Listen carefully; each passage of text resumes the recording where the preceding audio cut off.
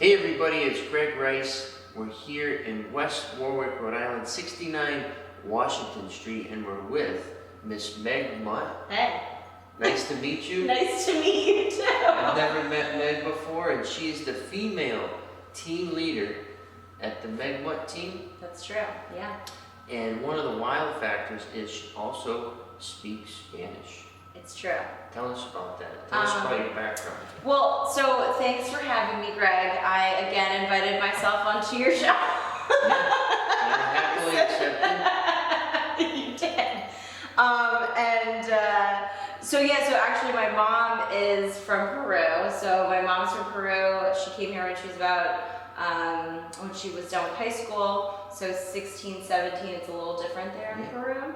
And then she actually came as an exchange student and lived in South Jersey, moved in with a family down there, had like a host family. Okay. And then she, I guess, became like a Peruvian Jersey girl ever since. Those are common. And then, yeah.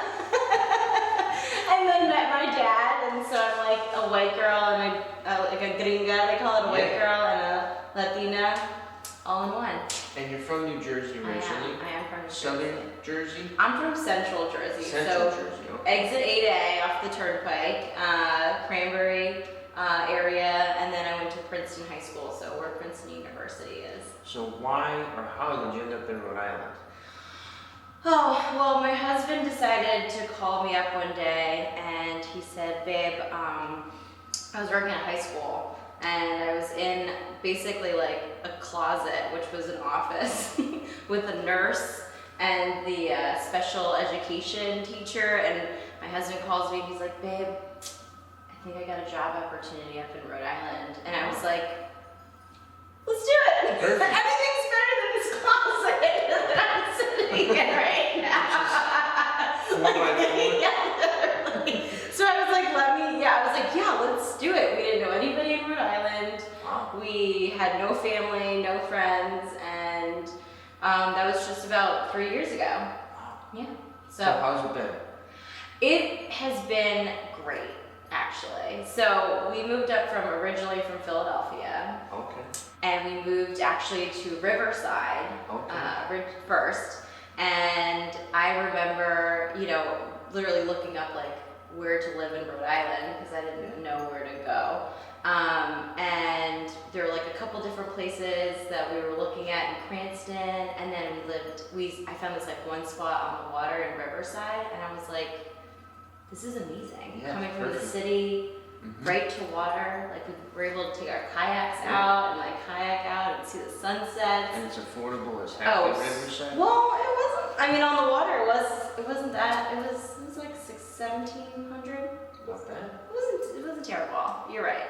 But yeah, I love it, because when we moved from Philadelphia, we were in our 30s and we were able to like be out and walk out into the city and eat like whatever food you wanted to, and be in like the hustle and the bustle of the city.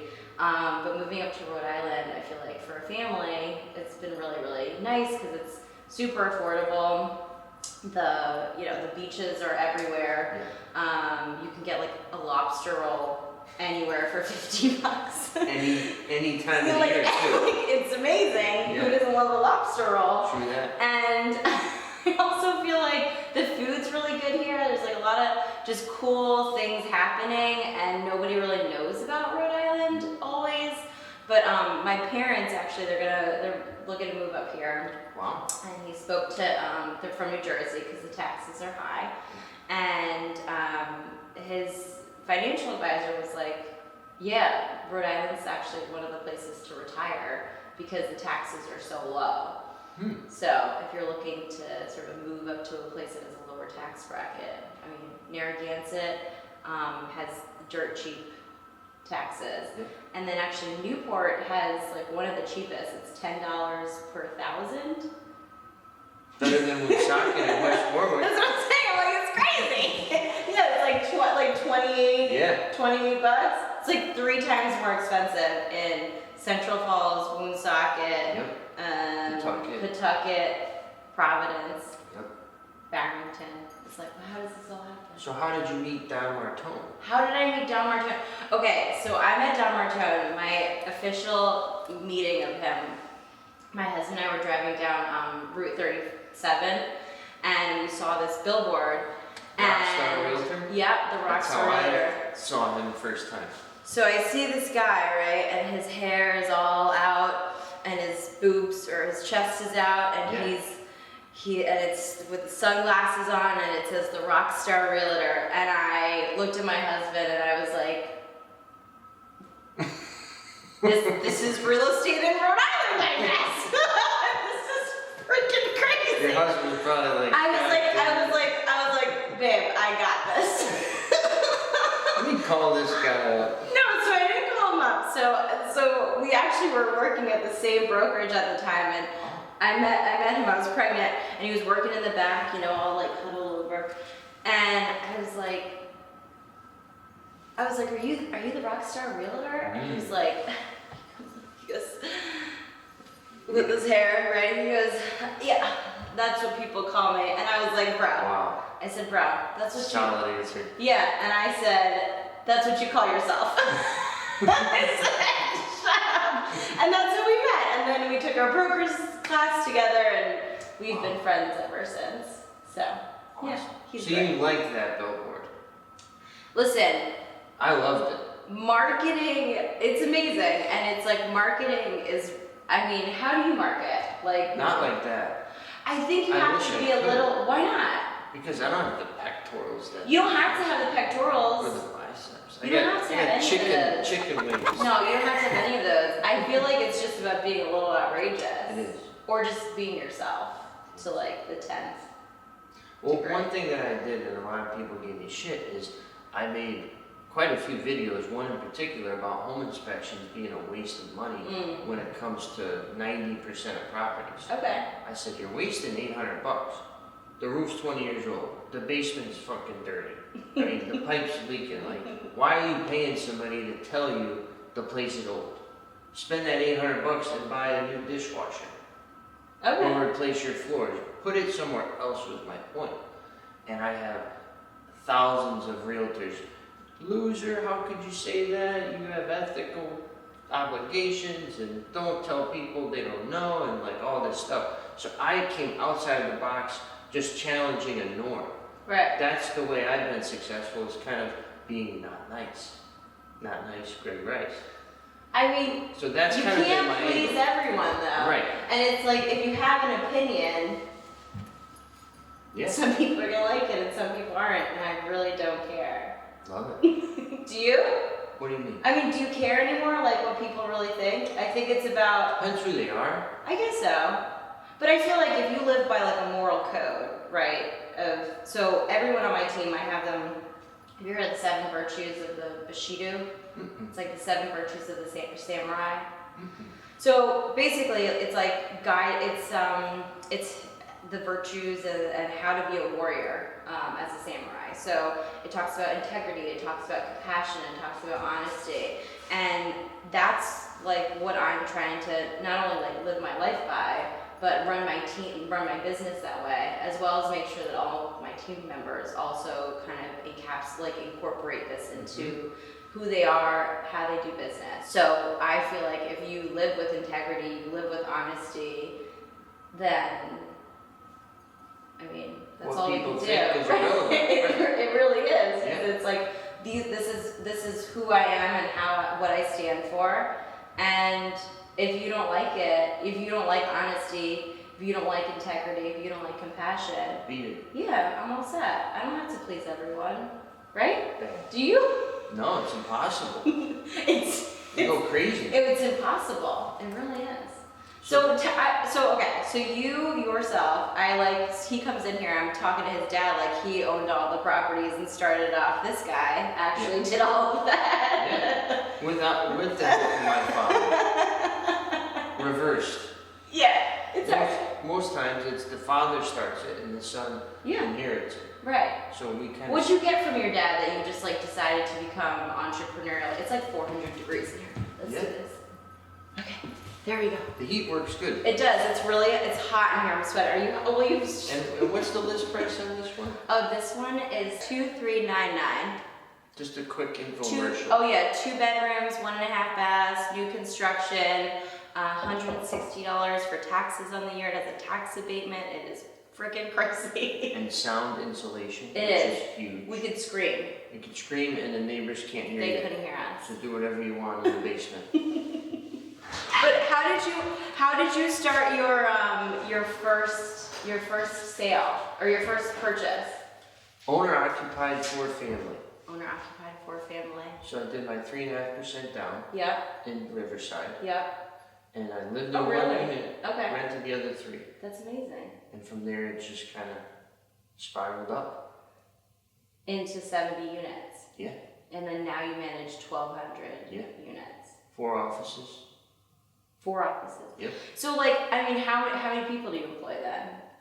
Like, what does one office look like, let's say? 20 people. 20 people in one office. Mostly maintenance workers that are coming and fixing. Right. And are they all like, are they like payroll? I mean, are they Yeah, they're salaried? They're like employees. straight up employees. Yep. That's amazing. We rarely subcontract unless we can't handle something. So you have 20, you said 20 employees Yep. at each, so you have 80 employees. Well, each office different, depending on, but just to give you a rough number, a full office is 20 people all day long, sometimes more. Wow. And then at what you do is, you're collecting as a management company. I think it's always important to like understand for any kind of new investor. Mhm. Like what's the point that you decide, okay, it's time for me to hire somebody. Do you have a family? Do you have a job? Do you have hobbies? Do you like free time? If yes, you need a manager.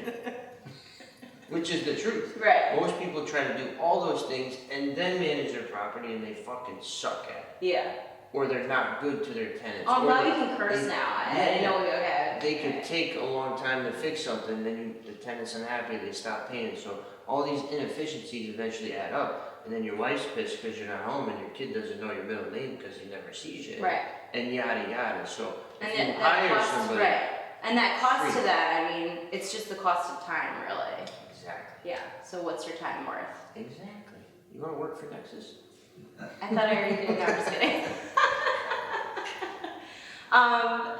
So basically, any person at any time, it makes sense for them to be able to hire Yes. someone like you. If they can afford it, yep. Yeah, and then do you typically take like a percentage of the rent, Yep. So 6 to 8%, depending? depending on how many units. So you almost don't even have to like pay you up front necessarily, No, it's right? only what we collect for you. Right. So we're out there hustling, getting that tenant to pay because we want our 6%. Right. So we're I mean, it doesn't really matter if it's not collected. It's Right. like same thing with selling a house. we it's only like- get paid for completion. Exactly. Yeah. And then, so say I hire you, and then, because I'm a landlord, right? So I hire you, you say, hey, no problem, you have X amount of units, this is what you want your rent roll to be, we'll collect them, right? We'll collect the rents. Do we fill the units? Oh, yeah. We help fill the units. So, tenant, something happens, hot water heater goes bad, they Call us call up. you. You have someone out within, the next couple immediately, whatever your thing is. And then what? Like somebody, let's say it's a hot water heater, and then you just say, hey, Meg, Yep. it costs X amount to You fix wanna it. do it And then this you way. guys fix it. Yeah. Oh, so you don't even have to like subcon. Okay. No. So we don't call, hey, can you do a water heater for us? We just have the guy ready to do it. Right. Usually in his truck at Home Depot already waiting. And then they just send you the bill. That's Or you it. just send them the bill. Exactly. Makes your life easy if you can afford it. A lot Well, you of should be able to afford it. people- Exactly. You should be. Or you should make sacrifices elsewhere to keep your property running.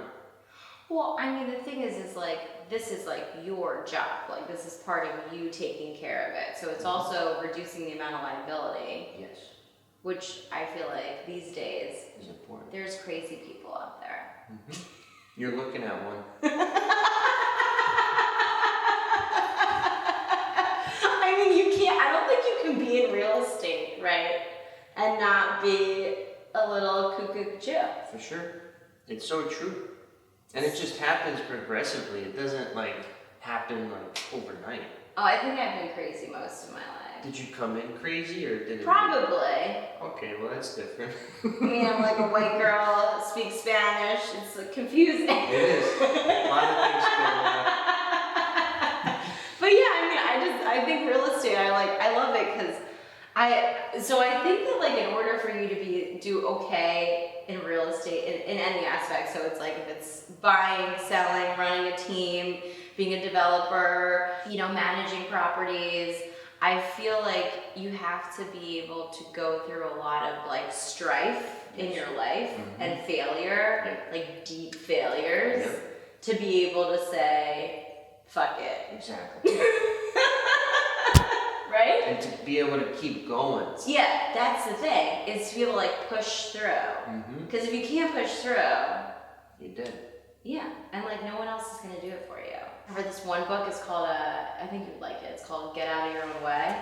And it's this one guy, and he just basically talks about like holding yourself accountable. Like if you want to be a good parent, then hang out with your kids, be a good parent, like sit, have dinner with them, like have breakfast with them, get them dressed, comb their hair, like just do the things, or if you want to be successful, or if you want to work out if you want to work out, it's like nobody else can work out your body, right? So if you can't do that for yourself, if you can't push through the like emotional parts or the anxious parts, then you're just gonna die. Yep, you're gonna fizzle out. So what was one of your like biggest failures, learning lessons that you've had?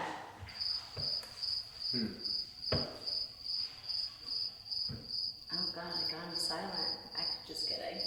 You really got me on that one. I was gonna be a state trooper. Okay. In Rhode Island. And a lot of guys know me from being an intern. Okay. So for 3 years I was an intern at the state police, Lincoln Woods Barracks, and then at headquarters in Century. Okay. So I spent time doing that. Right. Got my criminal justice bachelor's degree. Okay. Kept my nose clean, literally and physically, because I wanted to be a trooper. I wanted to qualify. So I went, and I have a tattoo on my arm, and they said, you can't be a trooper with this tattoo. So I was like 22 at the And time. you put all these years into it. I put my whole life. I always loved law enforcement. I always respected it. I always that's what I want to be. So for 22 years, that's what I want to be. That's what I want to be. And then they said, you have this tattoo, you can't. And I'm not taking it off. I've had it done twice, so it can't even come off. So that to me was a failure. I said, geez, my whole life, I could have did so much partying in college. You could have gotten arrested so many times. I could have gotten arrested. I could have had so much more fun. I thought of like, wow, look at what I missed. Yeah. But what I gained was now, okay, I'm groomed to do something else. Yeah. And I found that something else. Yeah. So it looked like a failure on the front end. Yep. But I pushed through it and it turned out to be this. Who are the owners of this property? We're at an 8-unit condo development right here in downtown West Warwick, which took probably a decade to happen. Yeah. We were just talking to the developer, and there was a lot of red tape, especially when it comes to the downtown. They want to make sure that it fits in nicely, which is understandable. However, they need people living here, and that's what I dealt with in Pawtucket. We're doing a 28-unit apartment building at the moment, and the city was all about it. Right. Because they know that you need people living and sleeping here in order for them to patronize your restaurants or your stores. You don't need commercial line storefronts. This isn't Bourbon Street, okay? This isn't Fifth Avenue. This isn't, Benefit Street and places that are, they command that. This is Main Street, West Warwick. Yeah. You need people living here before you can start selling stuff. It's true, and I mean, the way that I, kind of talked with this developer about was, I called it a downtown open house in Connecticut and in Warwick. And, I drive through that area all the time and I'm like, this is so cute. Like, this could be so cute. Like, you need a coffee shop, you need something. And so we put this event together. There were like 50 people that came, and we probably had about like 4 new businesses open in Warwick, in that little area. So there's this gift shop, and they actually expanded, and then like a hair salon and a photography spot. But it was like it wouldn't have happened if you don't have people interested and like, excited to go, and also feel like there's like a movement happening, where they're not just like the only ones. It's kind of a group of people opening up, but they feel just more supported. And I think that like that's kind of what's cool about even these condos is like it's kind of like going to college. Your first like week or so there, you're like, hey, my name's Meg. I'm from New Jersey. Nice to meet you. Where are you from? You want to be my friend? You want to join this fraternity or sorority? I was like, no, I'll just play ice hockey. But but yeah, I think it's kind of nice, kind of coming into these new construction spaces because it's more fresh, and it's more community based. Yep. People are like really, they know the person next door, and they're going to talk to the person next door if they need an egg or something like that. Right. Yeah. So what's your goal here with these 8 units? What do you want the people at home to know and to take away? These are amazing. They are new construction, 2 bedrooms, 1.5 baths. We have like these beautiful kitchens. They're really nice and open. Townhouses, which is nice, and that was something you were saying. It's like nice to not have somebody walking above you. So they're actually, you have an empty basement that you could actually finish if you wanted to, because the ceilings are really high. But it's amazing. It's $160 for the association fees, and then for year 1, it's $160 for the year in taxes. And then the next year it's $320, and then so you just keep adding $160 every single year for 10 years. So you have like massive, like thousands and thousands of dollars. Big time. Yeah, and instead I would take that money that I would pay for my taxes and I would just put it on the principal. Yeah. It's like, all right, well, mortgage down. Yeah, it's like, all right, well, here's an extra $400 or $300 or whatever it is each month, and just throw it down on your principal. And I also feel like, say you live in this for a year, like you're a young family, no problem. You have one kid, you're gonna have another kid in a couple, 3 years. You could literally rent this out too. Yes. Buy the next house. And the market is like, it's so hard right now for buyers. Everyone's getting beat out. Like I literally got fired the other day from a buyer because she was like, I really feel like you're not listening to me. I'm like, I don't want you to pay $40,000 over ask. You're 24, by yourself. No. You're helping. Yeah, I'm like, it's a $2,500 mortgage, like, by yourself. Right. It's not chump change, Right. So I just feel like these are really great units to be able to invest in as a first-time investor, and you're able to buy low. That's what we were just talking about. Like places like Pawtucket, Woonsocket, Central Falls, you buy low and you're able to get like great rents and great returns. So I think people have to stop being pretentious. You're like, Riverside, you're gonna move to Riverside? I'm like, yeah, I'm on the water. Where are you? Right. In Pawtucket? Yeah. Maybe. In Woonsocket? Well, that's a good point, because a lot of people, they think that you're like this magician, right? I hired Meg, how come she's not producing for you? No, you have 40 other buyers that showed up to this listing. Right. That are all willing to overpay. Well, and it's also because, here's my, they probably have like part-time agents, the part-time agents out there that are just trying to make money on the side for like a vacation. Right. And I'm like, you should save up for a vacation. I don't think people should give you an investment of hundreds of thousands, if not millions of dollars, if you're not committed. Right. And you also, there's so much shit that happens during a transaction and that can go wrong, and that does go wrong, right? And you have to be able to navigate these waters without just be like, oh my god, this happened and that happened. And it's like if you're not doing it, if you're not practicing, real estate, I believe, is a practice. It is. And if you're not practicing it, then I don't think you should be allowed in the industry. I think there should be a minimum. Of? Of like maybe 4 transactions a year. Really? Yeah. That's interesting. I agree with you. It's kind of like when you're elderly, like my dad is 60 now. I think you should. I feel like he looks pretty young. I feel like they should have to retake their driver's test. When they're like 80, yeah. When they're like 65. 65. Like if you want your social security, you gotta pass the driver's test again. Vote for me. No, but oh yeah, or they just get it back. They just can't have their license. But it's the same concept of like, all right, you do 1 sale a year, you clog up all the arteries of the business because you're inefficient, because there's how many part-time agents? Thousands, I doubt. Thousands. So you add up all these part-timers doing, a little bit and then bucking the system and talk to my broker and I don't know, I'll get back to you Wednesday. Like all that adds up to the consumer, whether it's the client that you're listing it for or the buyer that you're working for. Mm-hmm. So I like that. 4 transactions a year or what? You lose your license? Yeah, or like You suspended? I just don't think you should be. I think you should have to maintain a certain like level. Quota. Yeah, I mean a doctor practicing, right? They have to go through all this like schooling, right? Mm-hmm. And we don't have to go through. I mean, barely any schooling. Nobody teaches you like how to do it. You pretty much learn on YouTube how to become a real estate agent, which is great. But you have to be learning, obviously.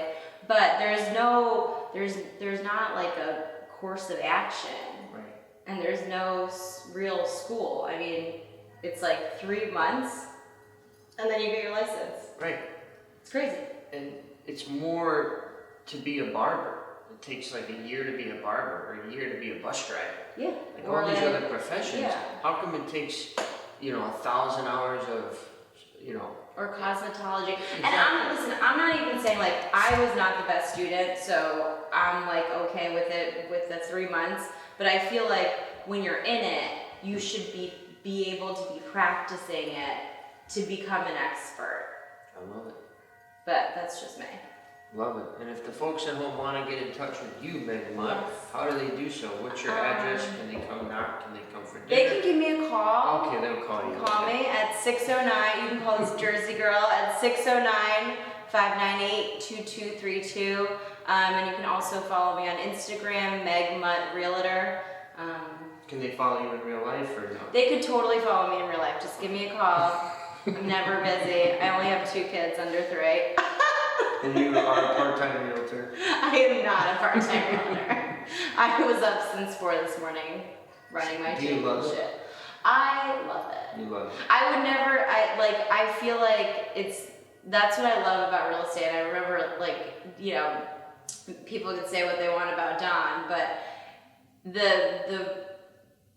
we get into this business to be ourselves and to be authentic. Mm-hmm. And I think that that's such a beautiful thing when you are able to really build a business, build a career around who you are and what your values are. Mm-hmm. And again, some people aren't going to like it, some people are. And again, I'm living by these virtues of honesty, integrity, compassion, of a warrior, So it's like, I don't really, but I love it. I love every single part of it. It was so nice to meet you. Nice to Thank meet you you so too. much. I learned so much. And if you have any questions for me, throw them in the comment section below.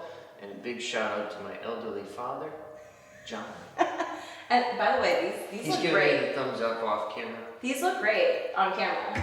This These- kitchen, Great. you look great. It's nice. Nice, bright, white light. Once again, Greg Rice from Nexus Property Management and Meg Mut from Century21 Northeast. Thank you.